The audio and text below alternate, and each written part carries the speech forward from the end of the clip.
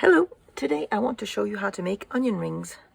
Onion rings basically are rings inside another ring. So it can be a true ring, or you can also use a chain to go around the ring and it gives the same look. But today I'm showing you how to make onion rings with a ring inside a true ring. So I have a little bit of chain. I'm going to start with the first ring. So we're making the first small ring, just a normal ring, and our small ring will have 5 stitches.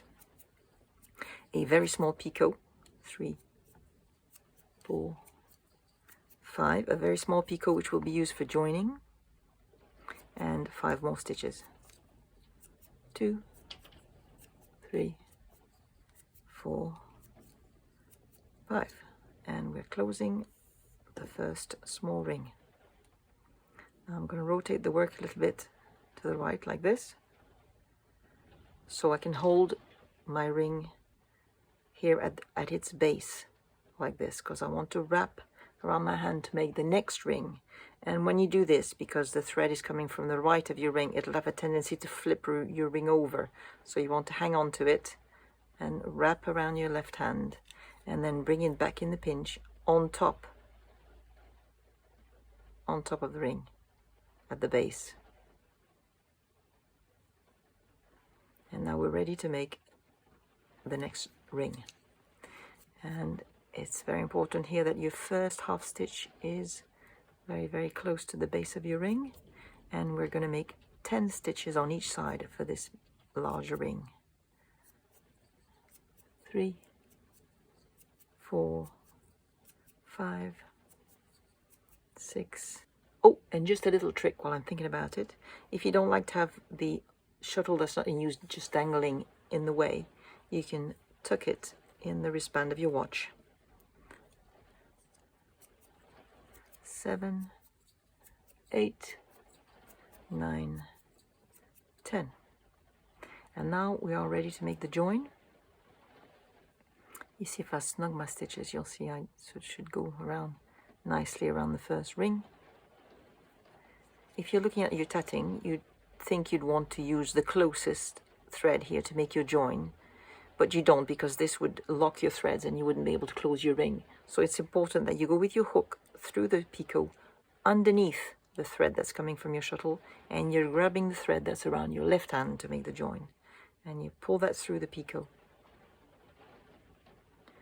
without splitting your thread, which I just did, and pass your shuttle through it, and then you want to snug this join, but you want to make sure the loop is here, that it doesn't pop back through the picot.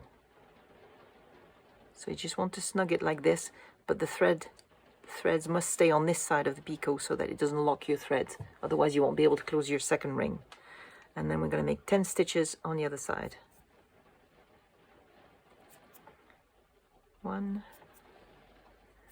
2, 3, 4, 5. I need a bit more thread. 6, 7, 8, 9, 10. And we're closing the second ring, we're closing it around the first ring. So I'm just holding everything between my fingers while I snug the stitches. And just a little bit. And there's your first onion ring made. We'll make a second one. So I'm getting my other shuttle. I'm going to do a bit more chain just to give us some space.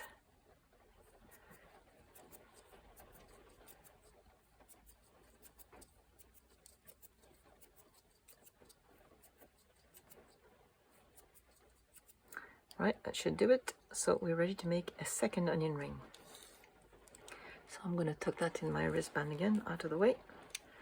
And we're using the other shuttle to make the first small ring, which is 5 stitches, a very small picot and 5 stitches. 2, 3, 4, 5, very small picot and 5 more stitches. 2, 3, 4, 5, and close the ring. And I'm rotating slightly to the right, or quarter turn to the right, and holding this ring I've just made at the base, at its base, like this. I'm wrapping around my hand to make the second ring and bringing it back on top. Make sure your ring doesn't flip, like this. And you want the first half stitch to be very close to the base of your ring, and we are making 10. 3, 4, 5, 6, 7, 8, 9, 10, and ready to make the join. So as before, we're going through the picot underneath the first thread and grabbing the thread that's around your left hand to make the join. Pull a loop through and pass your shuttle through it, and then you want to snug it, but make sure it stays on this side of the picot. And then we're making 10 more stitches. I'm going to feed a bit more thread, and 10 stitches.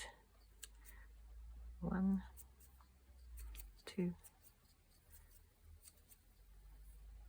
3, 4, 5, 6, 7, 8, 9, 10, and we close the ring. So I'm holding all the stitches between my fingers and closing the ring.